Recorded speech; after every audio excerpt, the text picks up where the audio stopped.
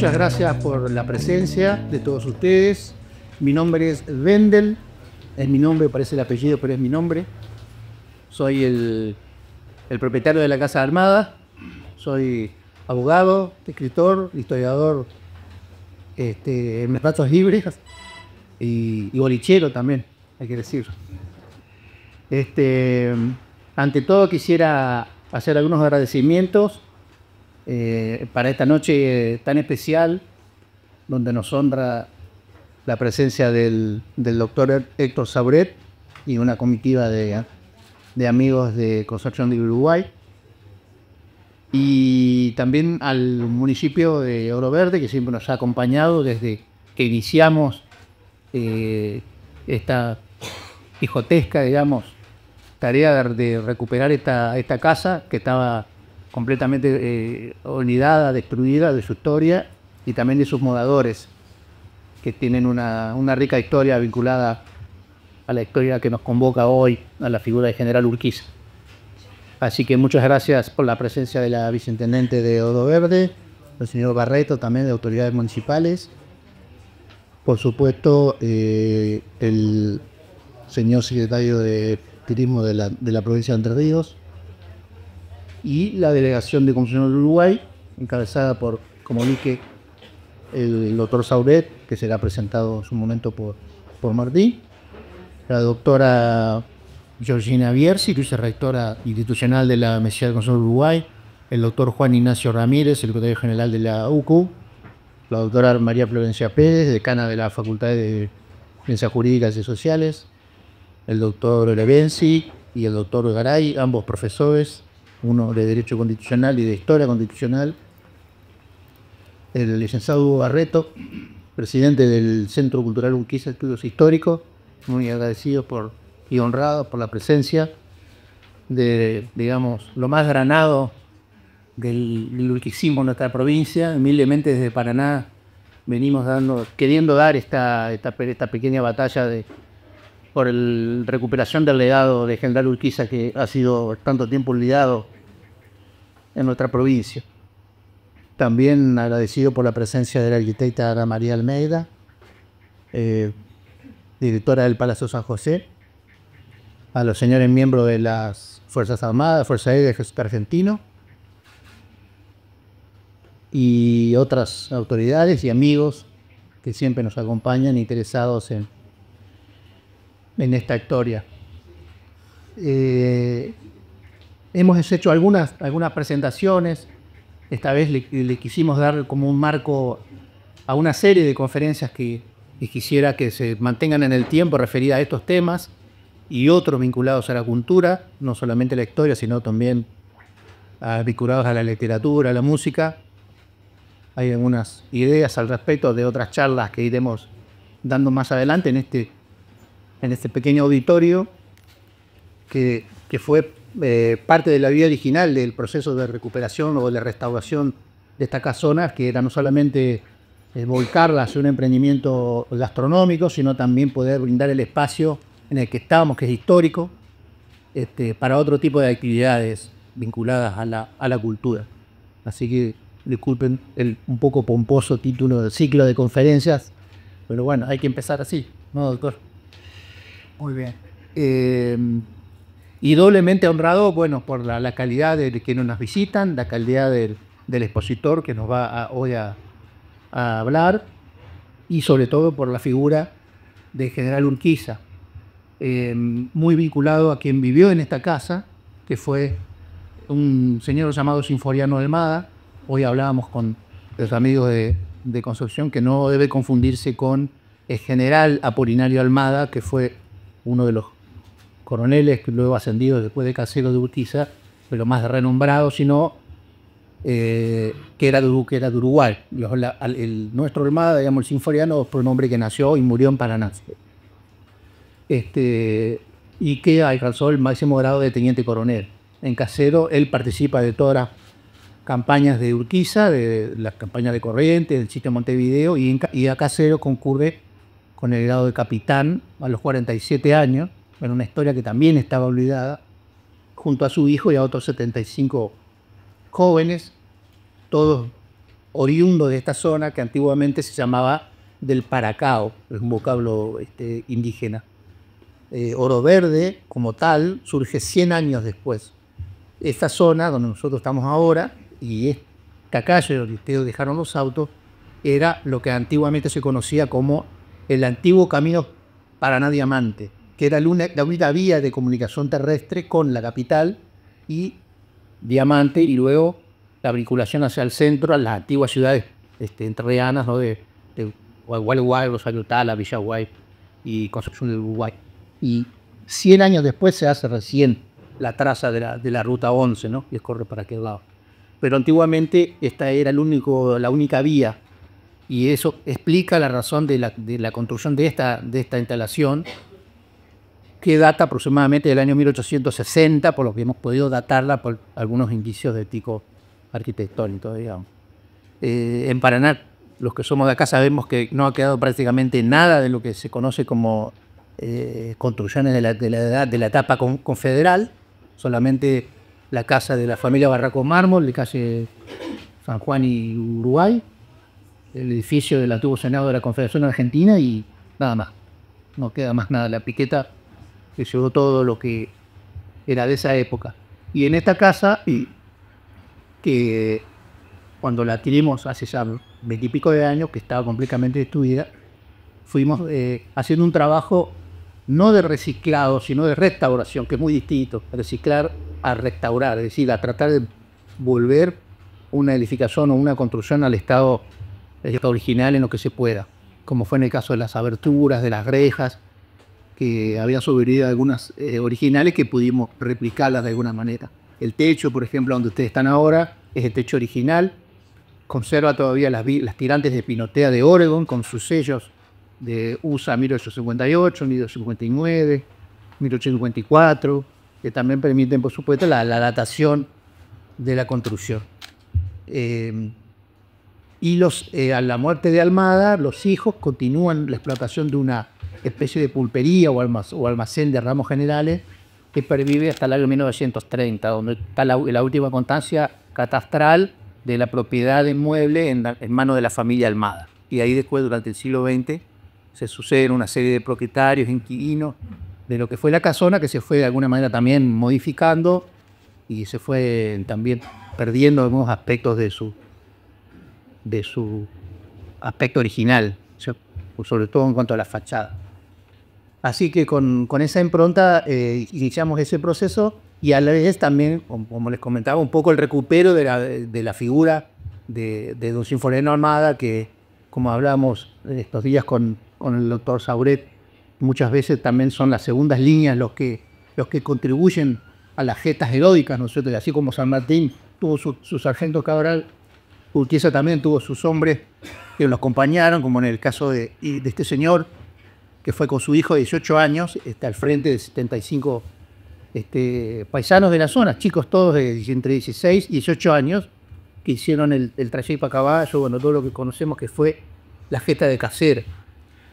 Y cuando, a raíz de todo ese trabajo, yo escribí un libro, que es La historia de la casa, que está agotado, lamentablemente estamos haciendo una segunda edición, y hemos podido recuperar el estado de los soldados que fueron en esa división, de esa escuadrón, que eran de lanceros, se llamaban flanqueadores,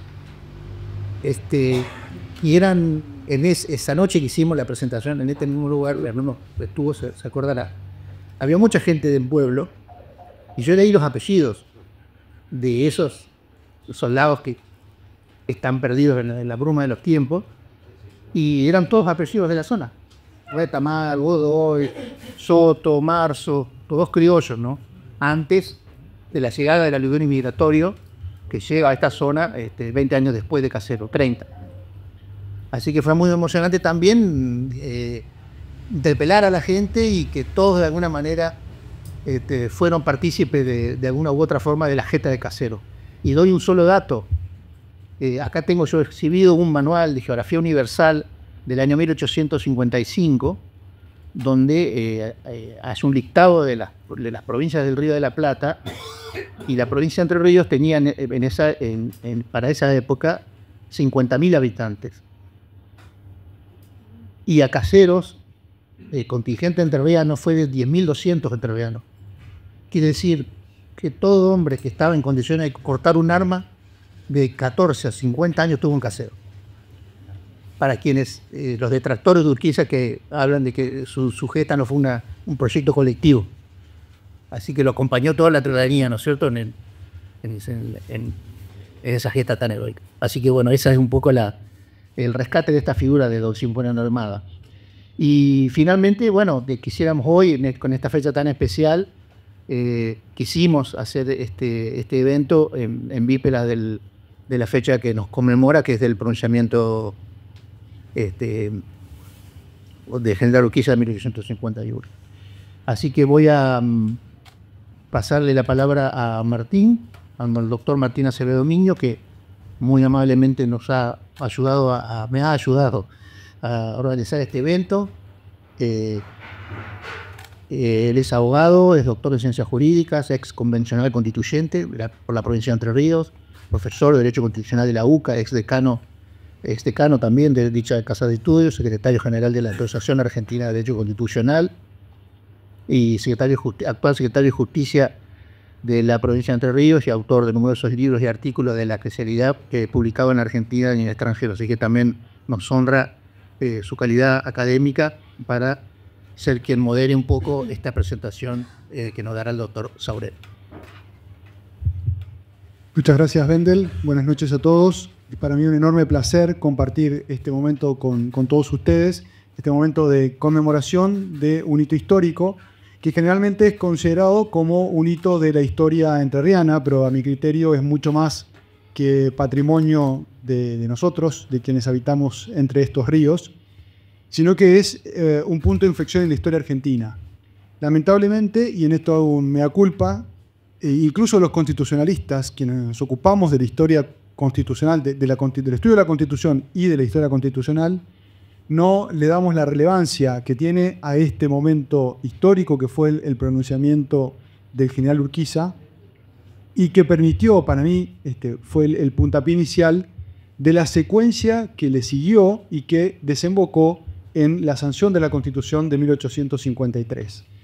Me parece que al relegar el pronunciamiento del general Urquiza, relegamos una parte importante del rol que jugaron los entrerrianos de aquel momento en la construcción de la institucionalidad y en la situación de concreción de las ideas que en ese momento quienes llevaron a cabo el proceso constituyente sostuvieron y plasmaron en ese texto que hoy nos rige con las reformas que todos conocemos. En ese sentido, para mí es muy importante que estemos conmemorándolo aquí, dentro de esta casa, entre estas paredes donde ha pasado tanta historia entrerriana, y en ese sentido quiero destacar especialmente la iniciativa de Wendel. Cada vez que venimos a la Casa Almada nos ponemos a charlar sobre estas cuestiones y a profundizar sobre todo en estas cuestiones que él tanto ha estudiado y sobre las que ha profundizado, y es realmente un gusto, y cada vez que puedo también lo comparto con gente que nos visita. Cada vez que puedo traigo a nuestros visitantes a conocer la Casa Almada, porque como decía Wendel, hay pocos lugares en esta zona donde uno pueda tomar como referencia y llevar al foráneo a rememorar parte de la historia entrerriana y parte de la historia constitucional argentina. Yo tomo siempre como referencia el antiguo Senado de la Nación, ¿no?, frente a la Plaza de Mayo, acá en Paraná, y no hay muchos más lugares, como recién decía Wendel, con lo cual este punto de referencia lo celebro y celebro que estemos reunidos aquí, e insisto con esta idea, haciendo hincapié en lo que yo creo que fue el punto de inflexión que luego nos lleva a la concreción del sueño de la Constitución Nacional liderado por el general Urquiza. Lamentablemente, si uno hace un raconto de lo que se ha escrito, de lo que hemos debatido en los congresos de la materia, poco se ha referido a 1851, ¿no? Y más, por supuesto, 1853 también es importante. Mañana probablemente en redes veamos más cantidad de posteos sobre, bueno, primero el Día del Trabajador y en segundo lugar creo que va a haber sobre el Día de la Constitución y del constitucionalista, pero poco se dice del pronunciamiento, ¿no?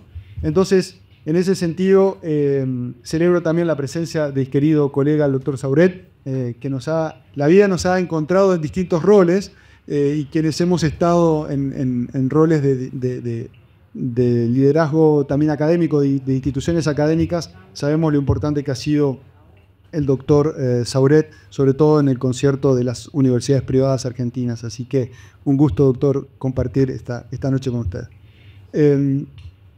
Para finalizar mi reflexión, simplemente destacar la iniciativa de Wendel, como decía recién, la presencia del doctor acá en este lugar tan importante, y pedirles que tratemos de tener siempre presente lo que ha significado Entre Ríos para la República, sobre todo al momento de la concreción, como decía, del sueño constitucional, teniendo en cuenta que la Constitución, por lo menos a mi criterio, es esa síntesis de valores que plasmamos en un pacto y hemos elegido para vivir en sociedad. Voy a presentar entonces ahora al doctor Héctor Sauret, quien es bachiller egresado del histórico Colegio del Uruguay, fundado por el general Justo José de Urquiza. Es abogado y doctor en Ciencias Jurídicas y Sociales por la Facultad de Derecho y Ciencias Sociales de la Universidad de La Plata. Ha sido becario CONICET, con su tesis doctoral sobre sociedades anónimas y desarrollo nacional. Ha sido miembro del grupo de investigación referido al desarrollo nacional en el Centro de Estudios Nacionales, creado y dirigido por el doctor Arturo Frondizi. Ha sido también investigador, y en esto hay una referencia muy particular para mí porque soy muy amigo de la familia del general Guglielmelli, y ha sido investigador en el grupo, un grupo legendario en la década del 70 y del 80, de estudios estratégicos liderados por el general Juan Enrique Guglielmelli. Sobre todo que estos trabajos decantaron en la revista Estrategia, tan conocida en otra época en Argentina. Ha sido también investigador de la revista Argentina de Estudios Estratégicos, dirigidos por el ingeniero Haroldo Juan Olcese. Ha sido becario del Instituto de Desarrollo Económico del Banco Mundial, Fondo Monetario Internacional en Washington, D.C. en 1982, siendo presidente del Banco Mundial Robert McNamara, miembro nominado por el Consejo de Rectores de Universidades Privadas, el CRUP, al Poder Ejecutivo Nacional de la Comisión Nacional de Evaluación y Acreditación Universitaria, CONEAU. Ha sido presidente del Consejo de Rectores de Universidades Privadas, siendo actualmente su tesorero. Ha sido presidente de la Red de América Latina y el Caribe de Universidades Privadas, REALCUP. Es docente investigador categorizado por la Universidad de Concepción del Uruguay, docente en Filosofía de la Educación en el Profesorado de Enseñanza Superior, en la Facultad de Ciencias de la Comunicación y Educación. Es profesor en Derecho Comunitario 1 y 2 y de Historia Constitucional en la Facultad de en la Facultad de Ciencias Jurídicas y Sociales de la misma universidad. Asimismo pertenece a las siguientes academias históricas: miembro de número del Instituto Urquiza de Estudios Históricos, miembro fundador del Instituto Federal de Integración y Estudios José Gervasio Artigas, miembro de número del Instituto Ramiriano de Estudios Históricos, miembro correspondiente a Entre Ríos del Instituto Nacional Belgraniano, sillón Juan José Castelli, miembro de número del Instituto Nacional Sanmartiniano, Academia Sanmartiniana, sillón Justo José Urquiza, miembro de número de la Academia Argentina de Historia, sillón Juan María Gutiérrez. Ha desarrollado actividades internacionales en Argentina, Brasil, Perú, Chile, Paraguay, Honduras, México, Panamá, Francia, Estados Unidos, Australia, Puerto Rico, Alemania, China, Indonesia y España. Participó del encuentro entre rectores de universidades latinoamericanas y caribeñas con el Papa Francisco, denominado Organizando la Paz en Roma, en septiembre del 2023. Señores y señoras, con ustedes, doctor Héctor Sauret.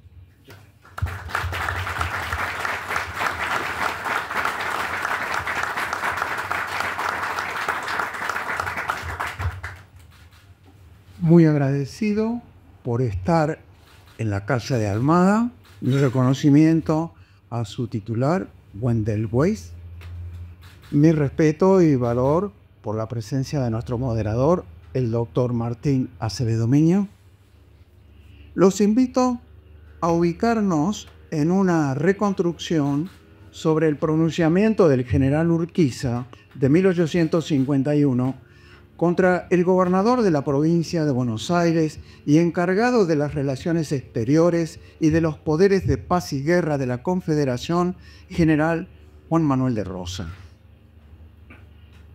Lo estamos haciendo a 174 años de aquel acontecimiento, y cuando yo recibí la invitación del Dr. Wade, le pedí que me permitiera hacer esta presentación con una mirada actual sobre la importancia del hecho histórico. Desearía que este acto lo ubiquemos en el conjunto de los acuerdos que están llevando adelante el Museo Casa Rosada, el Gobierno de Entre Ríos y la dirección del Palacio San José. El presidente de la República y el gobernador de Entre Ríos, el primero en el ámbito del Museo de la Casa Rosada y el segundo trabajando con la Casa Rosada, han jerarquizado y puesto en valor en el museo, donde está la historia de los presidentes argentinos, al presidente Urquiza, que cumpliera un mandato constitucional entre 1854 y 1860. En los últimos días, nuestro gobernador ha visitado al responsable de museos y le ha declarado el interés del gobierno de Entre Ríos por preservar al Palacio San José como una matriz de conocimiento histórico y de identidad de la provincia.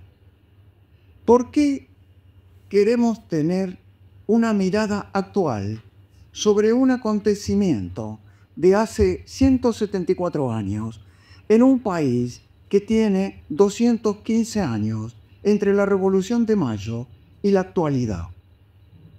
Ocurre que en los últimos 150 años ha habido un vaciamiento de la historia argentina y se diluyó el aporte de Urquiza y de Entre Ríos en la fundación de la nación argentina y su organización. Ese vaciamiento cultural hoy está en revisión. La Argentina hoy vive una nueva época y todos nosotros somos actores de este momento. Y es indispensable repensar el origen y el futuro del país y necesariamente para la fundación de la Argentina moderna nos tenemos que reencontrar con Justo José de Urquiza. ¿A qué se llama el pronunciamiento de Urquiza? Ubiquemos el hecho. El hecho se produce el 1 de mayo de 1851, pero no podrá comprenderse si no recordamos que hacia 1851 nuestro país tenía cuestiones pendientes sin resolver. La primera cuestión pendiente sin resolver era que la Revolución de Mayo de 1810 había generado una ruptura de relaciones con la Corona de España, con la cual habíamos estado en guerra por la independencia bajo el liderazgo y conducción del general San Martín. Cuando se produce la Revolución de Mayo, además, el Vaticano va a estar al lado de la Corona de España en contra de la Revolución de Mayo. O sea, la Corona española y el Vaticano, respaldando a la Corona Católica de España, actuaron en contra de los ejércitos patrios que nos llevaron a la independencia. Ese tema no estaba resuelto el 1 de mayo de 1851. El segundo gran problema que no habíamos resuelto nos lo había dejado el Congreso de Tucumán del 9 de julio de 1816. Recuerden todos ustedes, el Congreso de Tucumán declara el 9 de julio de 1816 la independencia de las Provincias Unidas de Sudamérica, de la Corona de España y de cualquier otra potencia extranjera que ejerciera injerencia sobre el país. Sin embargo, el Congreso entendía que no había que resolver en ese momento la forma de gobierno. Es decir, el Congreso no decía cómo nos íbamos a gobernar para llegar a la independencia y dejaba un manto de duda sobre si nuestra organización iba a ser monárquica o republicana. Entendía el Congreso, y así lo dijo, que esperaba un acuerdo de las provincias para resolver sobre la forma de gobierno del nuevo país. Recuerden otra cuestión central. El Cabildo del 22 de mayo de 1810 toma definiciones centrales. El Cabildo le da un nuevo nombre al país: Provincias Unidas del Río de la Plata. Y si bien sus decisiones se hacen al nombre del rey Fernando VII de España, lo que cambia es el origen del poder. La célebre polémica entre Castelli y el obispo Lue. Mientras el obispo Lue decía que administrar a nombre del rey se tenía que hacer por un español, Castelli lo impugna y le dice: preso el rey, la soberanía ha ido al pueblo y en consecuencia será el Cabildo el que elija la nueva autoridad. Allí se encuentra latente un proceso de insurgencia que durante 6 años, con la máscara de Fernando VII, nos llevará a la declaración de la independencia. Pero no dejen de prestar atención a la diferencia conceptual del nombre del país en la Revolución de Mayo y el nombre del país en el Congreso de Tucumán. Adviertan, en la Revolución de Mayo el nuevo país se llamará Provincias Unidas del Río de la Plata. Sin embargo, el Congreso de Tucumán, siendo sensible a la perspectiva sanmartiniana, dice Provincias Unidas de Sudamérica. Retengan esta cuestión. Para San Martín, la independencia no podía ser local.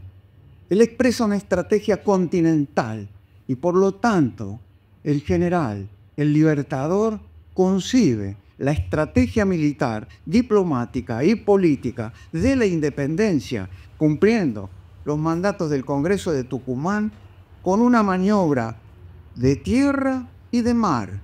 Esa maniobra será el cruce de la cordillera y navegando por el Pacífico desde Puerto Chileno desembarcará en el Callao para conquistar Lima. Esa perspectiva era una perspectiva continental y él la expresa a través del Congreso de Tucumán con el concepto Provincias Unidas de Sudamérica. Las guerras civiles, las controversias entre federales y unitarios, la injerencia de las potencias extranjeras demoraban una solución nacional hacia 1851. No omitan el contexto internacional. Nuestro país estaba ante una situación de debilidad central y las potencias extranjeras ya en el mandato de don Juan Manuel de Rosas habían planteado situaciones de injerencia grave.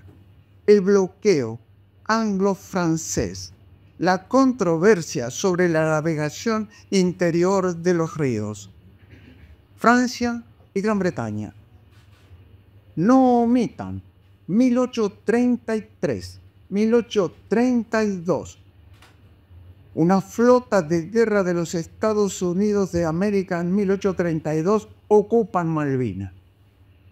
Dejan Malvinas. 1833, una flota de guerra de Gran Bretaña ocupa Malvinas. Y esa ocupación no se ha interrumpido hasta hoy. Esa ocupación se plantea durante el gobierno de don Juan Manuel de Rosas.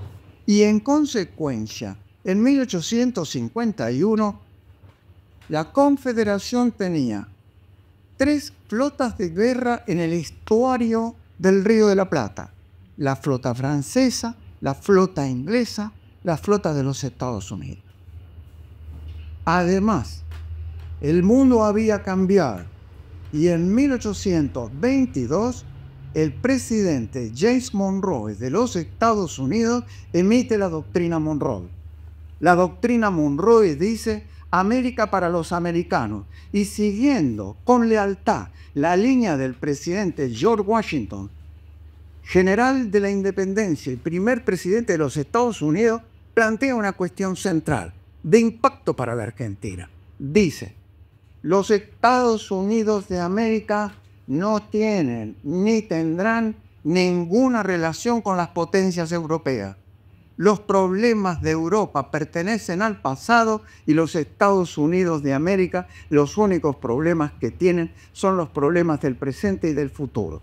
Washington, neutralidad de los Estados Unidos. Monroe, América para los americanos.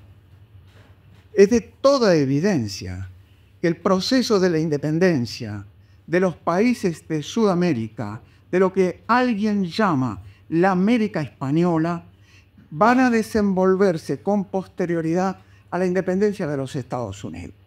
Retengan, la independencia de los Estados Unidos es anterior a la Revolución Francesa, pero la independencia de los Estados Unidos está profundamente influenciada por lo que va a ser la Revolución Francesa. 3 datos hay que tener presente aquí. En primer lugar, las tropas patrióticas de los Estados Unidos de América que confrontan con el ejército imperial inglés bajo el mando del general Washington van a desarrollar un proceso de lucha contra la potencia colonial en el plano militar, diplomático y político. Retengan, el imperio inglés estaba en pleno auge con el desarrollo de la industrialización. Su potencia naval era importante y venía confrontando contra la potencia española, tanto militar como geopolítica. Inglaterra tenía una controversia militar fundamental con Francia y los tres, Francia, España e Inglaterra, tenían monarquías absolutas. La revolución de los Estados Unidos de América será un ejemplo de un nuevo modo de gobernar y de independencia. Nacerá la República Democrática Constitucional y el dato clave es que la Declaración de la Independencia del 4 de julio de 1789 coexiste con la definición de la Constitución de Filadelfia y tiene una vertiente central liderada por George Washington. Pero no hubiera habido independencia de los Estados Unidos si el rey de Francia y el rey de España no hubieran financiado los ejércitos norteamericanos. Sin apoyo financiero, militar, diplomático y de acciones bélicas, no hubiera podido el ejército patriota de Washington derrotar al ejército inglés. Naturalmente, fue la identidad nacional del nuevo país emergente la que se impuso en un contexto internacional con el apoyo del rey de Francia y del rey de España. En ese contexto se van a ir desenvolviendo hacia el sur las independencias americanas y el caso que hoy llamamos argentino es único en toda la independencia de Sudamérica. ¿Por qué es único? Porque nunca hubo un retroceso político-militar luego del 25 de mayo de 1810. Desde el 25 de mayo de 1810, el Congreso de Tucumán, el Ejército Expedicionario de los Andes, la emancipación de Chile y de Perú, la independencia no tuvo retroceso. Sin embargo, hoy, en la Casa de Almada, para rendir homenaje a la memoria de Justo José de Urquiza, indico que fue el pronunciamiento del 1 de mayo de 1851 el que hizo posible, por acción de las armas, de la diplomacia y de la política, que después de 1852, con la batalla de Caseros, derrotado el gobernador de Buenos Aires y autoexiliado, el país en 1853 se organizó constitucionalmente y en 1859 la corona de España, en la presidencia de Urquiza y con la administración diplomática de Juan Bautista Alberdi, concertan un tratado que reconoce la independencia del país, su territorialidad y su absoluta soberanía. A su vez, la Confederación reconoce a la corona de España el fin de su ciclo y, habiéndole pedido la corona indemnización por muertos en la guerra por la independencia, la Confederación abona la liquidación. Asimismo, gracias a la gestión de Urquiza y con la intervención de Juan Bautista Alberdi, el Vaticano reconoce la independencia argentina y se restablecen las relaciones con la Santa Sede. Advierta, es Urquiza el que neutraliza los conflictos con España. Se consolida la independencia. Con el Vaticano, que habían quedado rotas las relaciones. Con los Estados Unidos de América, con Francia y con Gran Bretaña. ¿Qué pasó el 1 de mayo de 1851? Vigente el Pacto Federal de 1831, llamado también Pacto Cuadrilátero, en donde la provincia de Entre Ríos, junto con la de Santa Fe, Corrientes y Buenos Aires, primero, y luego el resto de las otras provincias, habían delegado los poderes de paz y guerra y de las relaciones exteriores en el gobernador de Buenos Aires,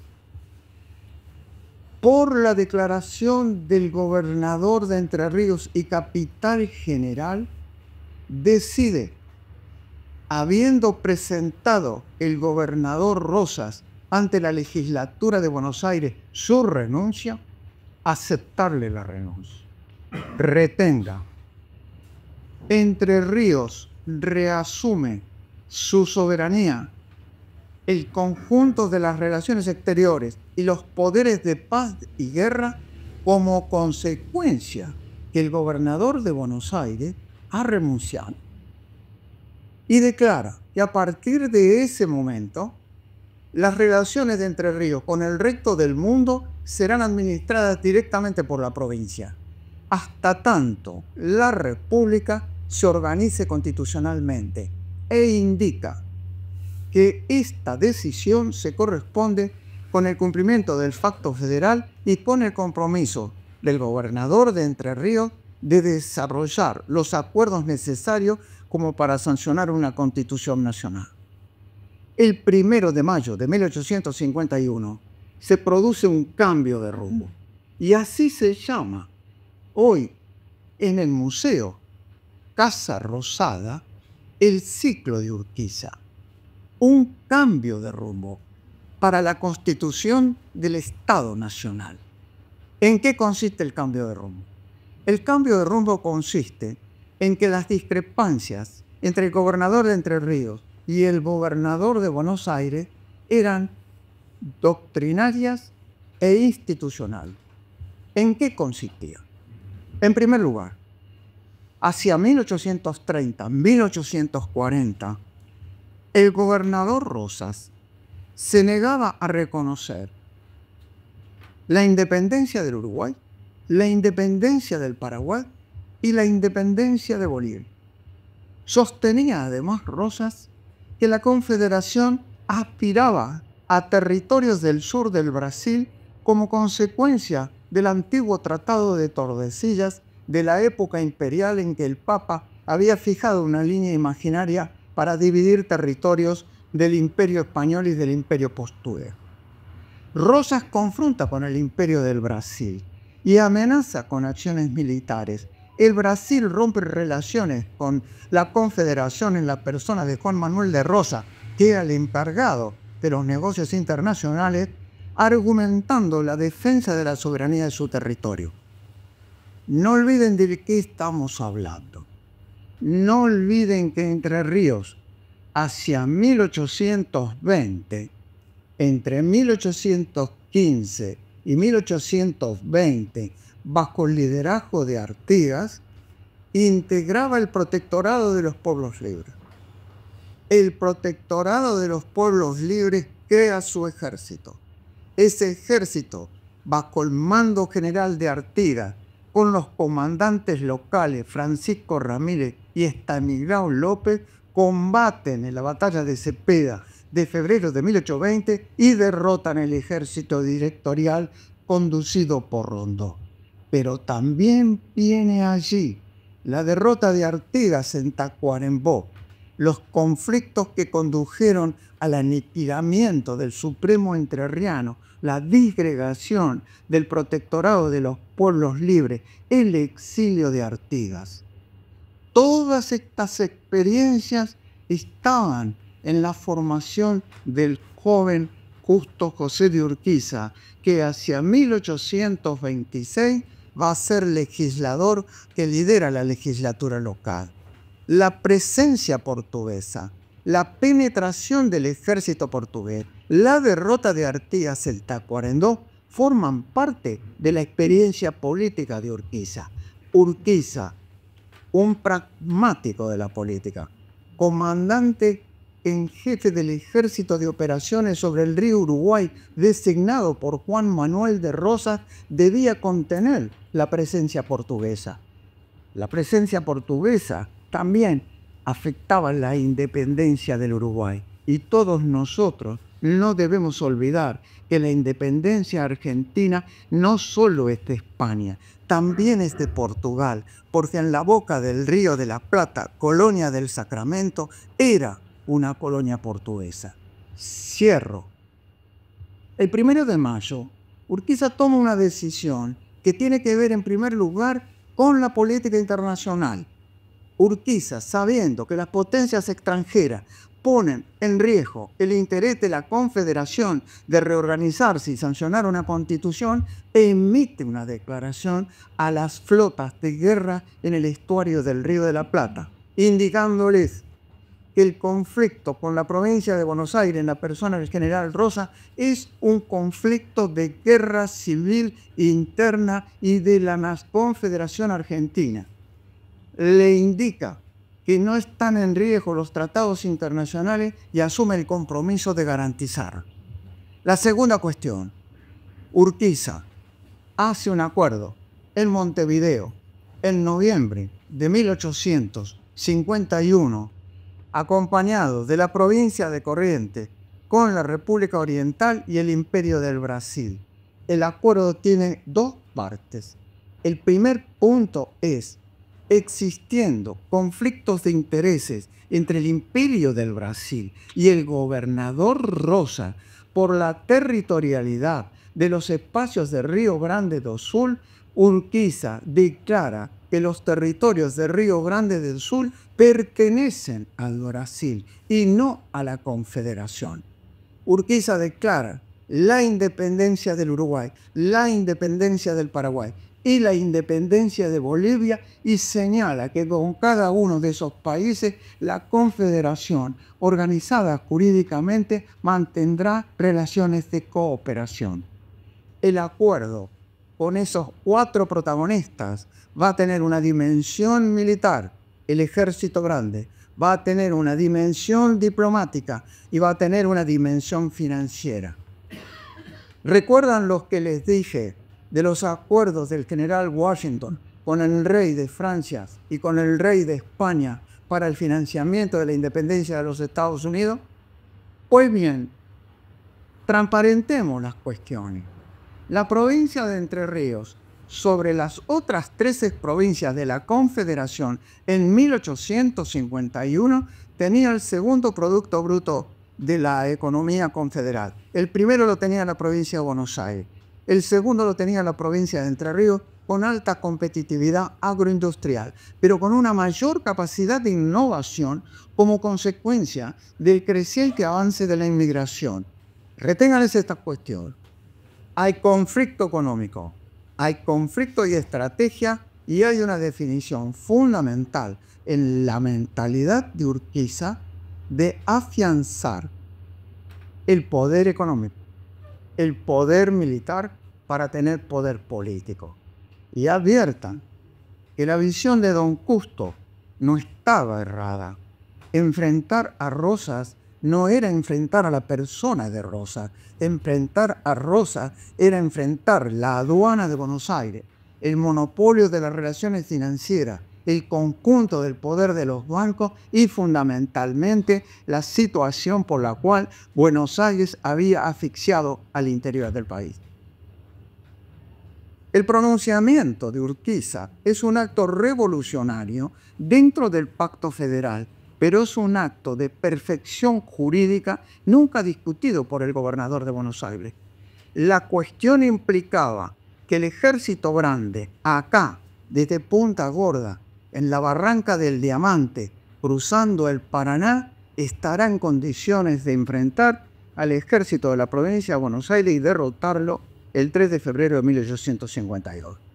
El pronunciamiento también es el hilván para el Acuerdo de San Nicolás, la Convención Constituyente de Santa Fe, la sanción de la Constitución de 1853, pero a mi entender, con la sanción de la Constitución de 1853 no se agota el pronunciamiento. Ocurre que cuando Urquiza derrota militarmente a Rosas y Rosas decide autoexiliarse, el problema para sancionar la Constitución no estuvo resuelto. Recuerden, Batalla de Caseros, Acuerdo de San Nicolás en mayo de 1852. El 1 de mayo de 1851, con el pronunciamiento, los 12 gobernadores restantes de la Confederación respaldan a Rosas. Solo Corrientes acompaña a Urquiza. Derrotado don Juan Manuel, Urquiza tenía un problema político. Había triunfado en el ámbito militar, pero ahora tenía el desafío político de alcanzar el acuerdo con el resto de las provincias argentinas. No lo podía hacer don Custo, porque don Custo no había sido acompañado. Don Custo toma una decisión política no solo inteligente, sino oportuna. No olviden, don Custo tiene 10 años de subordinación a Rosas como jefe del ejército de operaciones. Don Custo enfrenta a Rosas cuando él se consideró con fuerza. Pero don Custo, para resolver el problema con el resto de las provincias, con gobernadores rosistas, elige a un diplomático rosista, don Bernardo de Irigoyen, y le encomienda a Bernardo de Irigoyen alcanzar los acuerdos con los otros 12 gobernadores.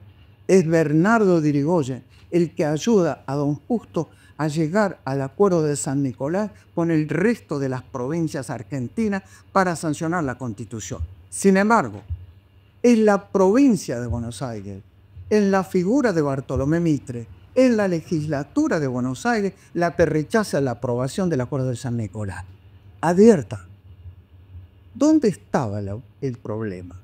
Don Juan Manuel se autoexilia en Southampton, Gran Bretaña, y es Mitre el que actúa como Juan Manuel de Rosas.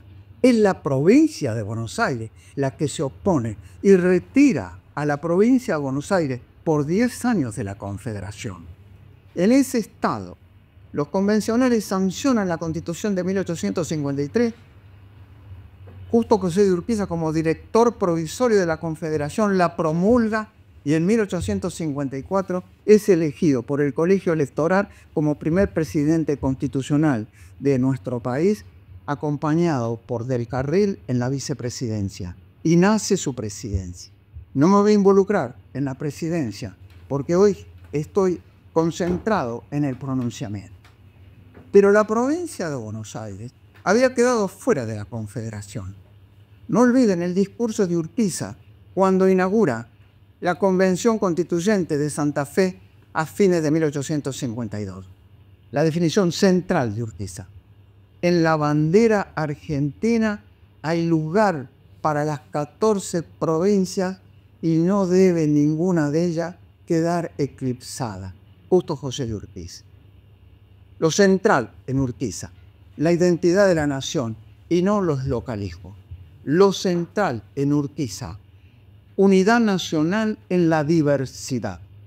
Por supuesto, el sexenio presidencial de Urquiza es de alta complejidad. Las relaciones con el Estado de la provincia de Buenos Aires eran de confrontación explícita y tuvimos que tener la batalla de Cepeda de 1859, en donde en apariencia el ejército de la Confederación, liderado por Urquiza, derrota una vez más al ejército de la provincia de Buenos Aires, conducido por el coronel Bartolomé Mitre. Sin embargo, la circunstancia de la derrota de la provincia de Buenos Aires, aparentemente en el plano militar, deriva en el Tratado de San José de Flores de 1859, llamado de Unidad Nacional, que habilita la reforma de la Constitución que dará origen a la enmienda de 1860, durante la presidencia de Urquiza, pero ya en el final de su mandato.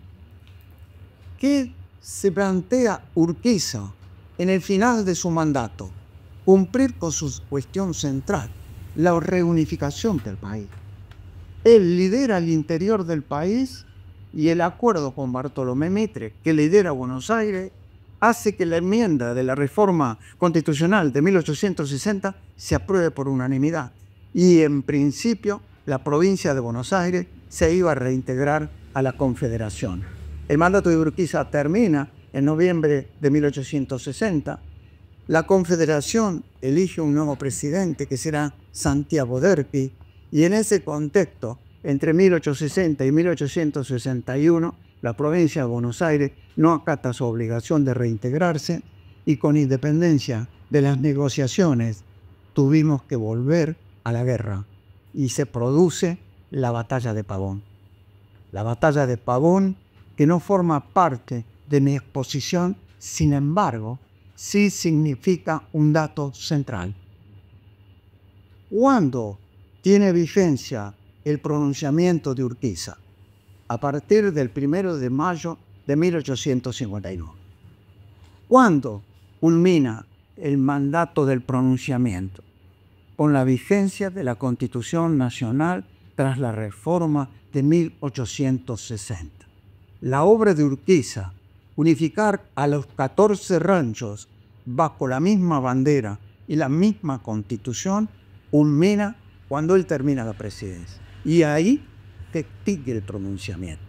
Lo que viene es guerra civil, la batalla de Pavón, el conflicto militar, la decisión de Urquiza de inmolarse, dado que Justo José de Urquiza, gran general en el campo de batalla, advierte en el balance del parte de guerra que, manteniendo el liderazgo de la caballería sobre la caballería porteña, sin embargo, el avance de la infantería del ejército de Buenos Aires derrota a la infantería de la Confederación.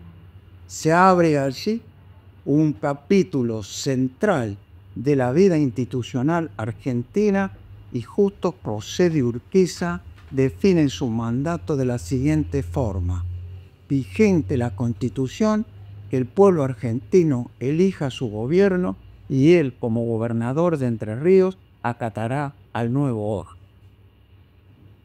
Termino mis palabras expresándoles lo siguiente. ¿Por qué el gobernador de Entre Ríos hoy declara la necesidad de preservar al Palacio San José como matriz histórica y cultural de Entre Ríos? ¿Por qué el presidente de la República declara que hay que volver a Alberdi, a bases y a la Constitución de 1853 y lo que hay en el medio está en toda discusión? ¿Por qué cada uno de nosotros que integramos la sociedad entrerriana y la sociedad nacional vamos a prescindir de ser actores de lo que nos da la historia y de lo que nos brinda el país? El mensaje de Urquiza es un mensaje central. Sin desarrollo nacional, el poder militar y el poder político se debilita. Recuerde, hacia 1860, La provincia de Entre Ríos, su producto bruto era el segundo luego del de la provincia de Buenos Aires. En 2025, la provincia de Entre Ríos es 18 dentro de 24 jurisdicciones nacionales. En 1860, Entre Ríos lideraba el conjunto de exportaciones e importaciones y lideraba la innovación tecnológica. Y lideraba el transporte a vapor, fluvial y ferroviario, y lideraba las comunicaciones telegráficas. En 2025, aún hoy, nosotros tenemos dificultad de tener conectividad de Internet cada vez que nos separamos de un centro urbano. Y la provincia de Entre Ríos, por 1.500.000 habitantes, tiene 700.000 habitantes en condiciones de pobreza e indigencia en el Gran Concordia y en el Gran Paraná. Estimados, el legado de Urquiza está en todos nosotros, no para reivindicar lo que pasó, sino para comprender que no estamos aquí para hablar de la historia, sino para hacer historia. Muchas gracias.